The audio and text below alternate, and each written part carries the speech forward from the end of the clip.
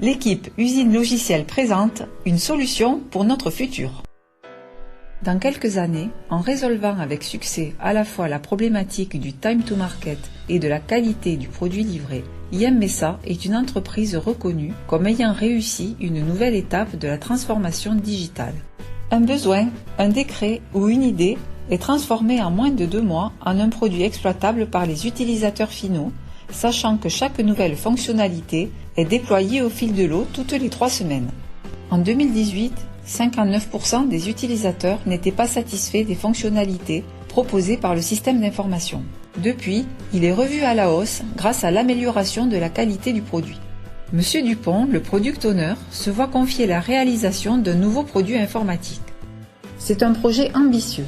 Les délais de réalisation courts sont imposés, mais cela représente peu de risques car IMSA est aujourd'hui prête pour que ce nouveau produit soit fonctionnel au plus tôt pour les utilisateurs avec un haut niveau de qualité. Monsieur Dupont constitue une équipe mutualisée avec des acteurs dans les 3 métiers de l'entreprise, MO, ME et production.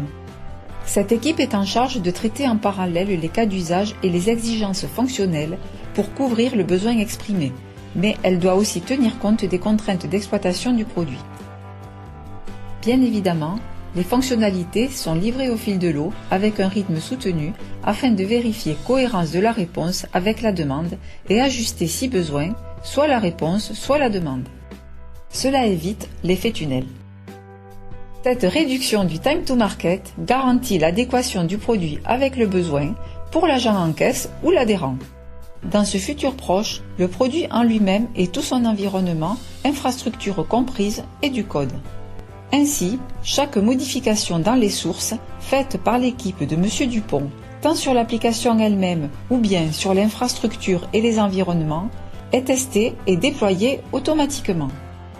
On a la garantie que le code est propre, performant et sans faille de sécurité avec un contrôle de qualité. Les règles de gestion passent les tests unitaires et l'application passe les tests fonctionnels automatisés. En quelques minutes, le résultat est intégré et visible pour l'AMO. En cas d'acceptation de cette fonctionnalité, le déploiement en production pour l'utilisateur final est une simple formalité et est réalisé dans la foulée. Enfin, une fois le déploiement effectué, le travail de l'équipe mutualisée n'est pas terminé. En effet, dans une démarche d'amélioration continue, l'équipe observe le comportement de son produit en exploitation afin de réaliser les corrections nécessaires. Grâce à cette recherche permanente du feedback, la qualité du produit augmente et son usage correspond au mieux aux attentes des utilisateurs. Pour arriver à délivrer des produits dans quelques années, comme vous venez de le voir, nous devons créer une usine logicielle basée sur 3 grands principes. La première étape essentielle pour l'usine logicielle est de versionner l'ensemble des éléments qui concourent à la création du produit IMSA. En effet, le produit IMSA est un assemblage de composants versionnés et cohérents entre eux. C'est ce qu'on appelle la gestion de configuration. Aujourd'hui, il est primordial de connaître précisément comment un produit est arrivé en production pour garantir une cohérence des composants entre eux.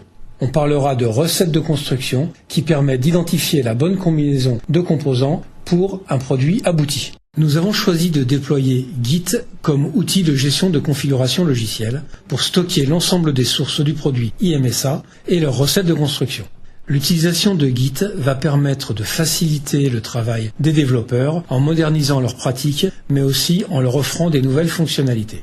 Par exemple, il sera facile d'isoler des fonctionnalités développées en parallèle, mais qui ne seront pas livrées suivant le même cycle. Enfin, en complément du déploiement de Git, un outil pour gérer la configuration d'un système de manière globale est nécessaire. Nous en parlerons dans un instant. La seconde étape de notre usine logicielle est de proposer des solutions d'automatisation afin d'amener le produit du dépôt de source jusqu'à ses environnements d'exécution. Nous parlerons alors d'une plateforme de déploiement continu. Celle-ci sera basée sur l'outil Jenkins Blue Ocean, qui est le plus répandu sur le marché. Grâce à cette plateforme, nous sommes capables de compiler et de tester unitairement notre produit. Un environnement de test est créé de toutes pièces afin de réaliser des tests fonctionnels automatisés. Il sera éphémère et dédié le temps du test. Il peut être détruit et reconstruit à la demande, et cela en quelques minutes. Il sera aussi possible d'avoir pour cet environnement un jeu de données représentatif de la production. Ensuite, la plateforme évalue la sécurité et la performance de manière automatique. L'ensemble de ces tâches constitue une première étape de validation et contribue à vérifier que le produit développé répond à un certain niveau d'exigence de qualité. Ensuite, une fois toutes les étapes validées, le produit est déployé automatiquement dans des environnements sans aucune contrainte de délai. Ces environnements peuvent servir aussi bien à la qualification de la maîtrise d'œuvre qu'à la recette de la maîtrise d'ouvrage. Ces environnements sont dédiés au contexte de qualification ou de recette.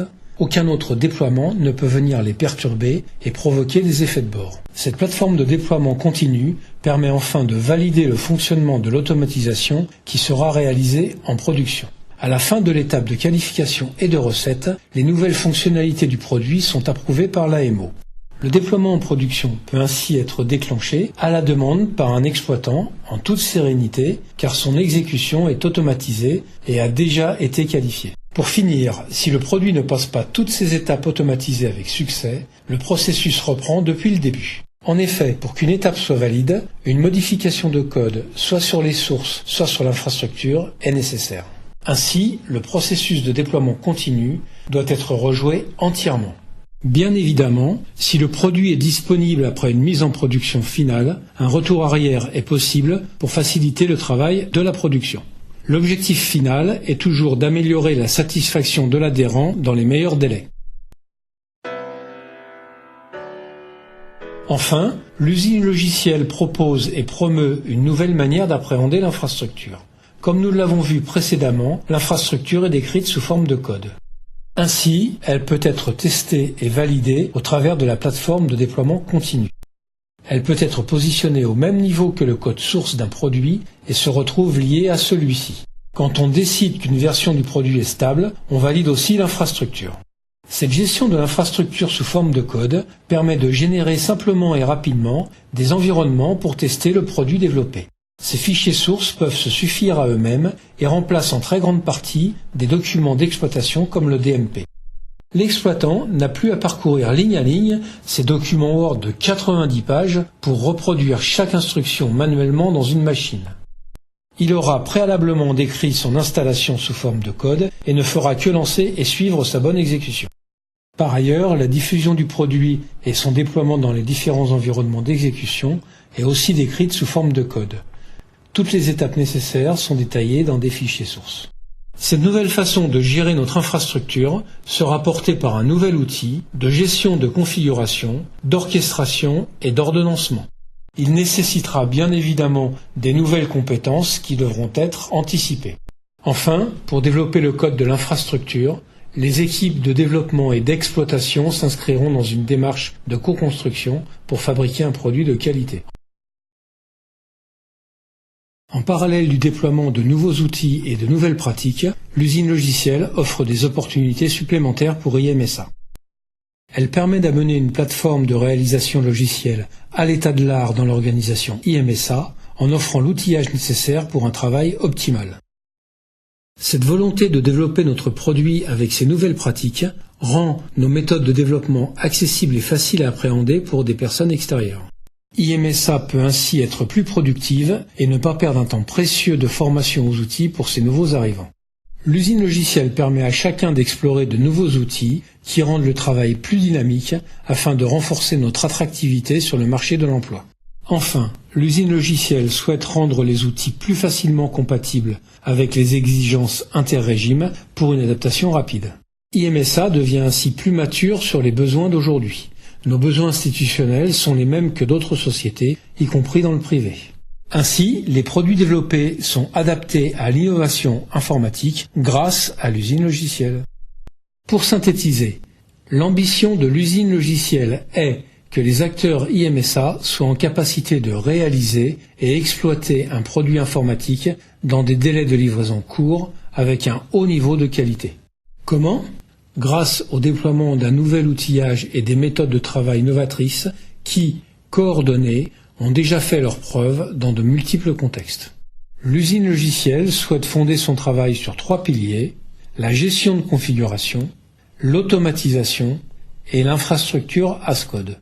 Par ailleurs, cette composante technique adressée par l'usine logicielle ne saurait suffire aujourd'hui pour un véritable gain à moyen ou long terme. En effet, il est indispensable, en parallèle du déploiement de ces nouveaux outils, de revoir l'organisation du travail afin de réduire au maximum les silos technologiques. Demain, les produits seront conçus, développés, testés et exploités par des équipes pluridisciplinaires où chaque métier co-construira une solution avec un sentiment fort de co-responsabilité. Le digital est le premier palier du déploiement de l'usine logicielle. Il bénéficiera pleinement des fonctionnalités que l'on vient de vous présenter. Pour les autres périmètres tels que le COBOL, le Java G1 ou G2, l'usine logicielle étudiera les opportunités de déployer tout ou partie de ces évolutions. Ainsi, l'usine logicielle fait le pari d'une démarche agile et DevOps pour offrir à IMSA un système d'information à la hauteur de ses enjeux. Déploiement d'une culture agile où les acteurs métiers, développeurs, exploitants co-construisent le produit et en sont co-responsables. Une automatisation maximale avec un outillage et des pratiques modernisées. Une amélioration continue pour servir au mieux nos utilisateurs finaux. Si vous souhaitez en savoir plus, n'hésitez pas à vous abonner à l'espace HOP, Groupe Usine Logicielle.